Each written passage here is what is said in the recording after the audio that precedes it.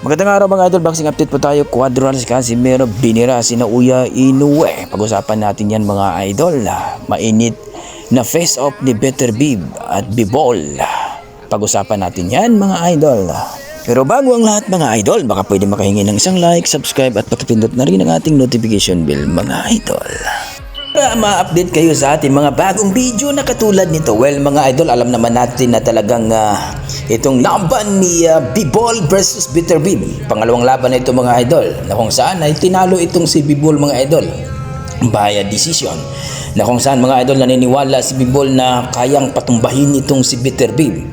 Ayon nga sa ating mga boxing fans na nanalo daw itong si Bivol dito kay Beterbiev. Pero ganun pa man mga idol, kailangan natin maintindihan na itong si Beterbiev ay 3 belt ang hinawakan nung time na yon. At isa lang kay Bivol, kaya hindi niya napatumba itong si Beterbiev, kaya natalo siya via decision mga idol. Kaya ito mga idol, talagang grabe ang kanilang face off mga idol, nagkainitan sila. Ayon kay Beterbiev mga idol, maswerte daw itong si Bivol ay hindi daw na TKO. Ayon kay Bivol naman mga idol ay nag-ensayo siya at nag-training ng maayos, kaya maganda ang kanilang laban. Pero nangako itong si Bivol mga idol na tatapusin via TKO itong si Beterbiev mga idol. Magandang laban ito mga idol ngayon ng sa February 22, taong kasalukuyan mga idol. At grabe, magandang laban talaga ito mga idol. Kayo, ano masasabi nyo dito mga idol? Sino kaya ang mananalo sa kanilang dalawa? May gagapang ba sa kanilang dalawa dito mga idol? Dito kay Bivol at ni Beterbiev? I-komento mo na sa baba mga idol para ating pag-usapan. Sa kabilang banda mga idol, Cuadras Casimero binanatan itong si Naoya Inoue.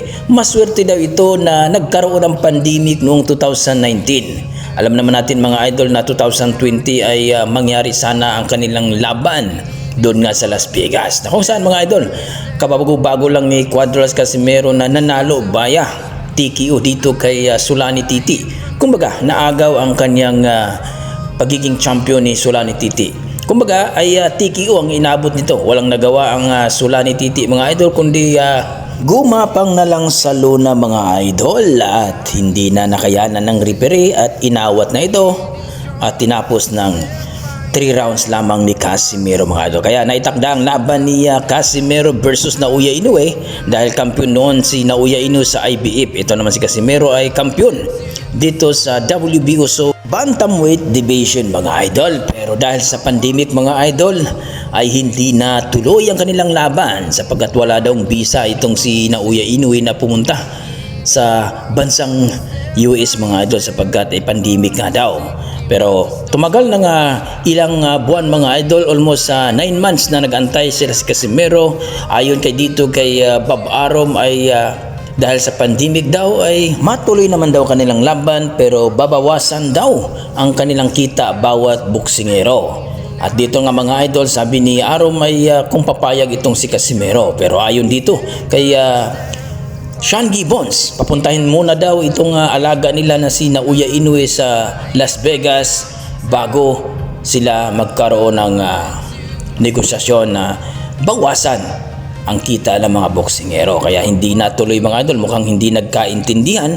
Pero ayon sa ating mga boxing fans, hindi daw yun ang reason, kundi takot daw itong si Naoya Inoue at ang kampo niya na talunin, no, kumatalo dito kay Casimero sapagkat napaka-lupit itong si Casimero at bago lang itong nanalo dito kay Sulani Titi at umabot lang ng 3 rounds. Pero ganun pa man mga idol, ayon kay Cuadras Casimero, kung hindi daw nagkaroon at umiwas ito o nakaiwas itong si Inoue mga idol sa kanya, ay gagapang daw ito kagaya ni Doc Maika dahil napagbalingan itong si Doc Maika dahil nainis itong si Casimero dahil hindi pumunta ang Japanese o monster ng Japan na si Naoya Inoue. Kayo mga idol, naniniwala ba kayo na takot talaga itong si Naoya Inoue dito kay Casimero kaya hindi daw pumunta sa Las Vegas para kalabanin si Casimero? Komento mo na sa baba mga idol para ating pag-usapan. Maraming salamat.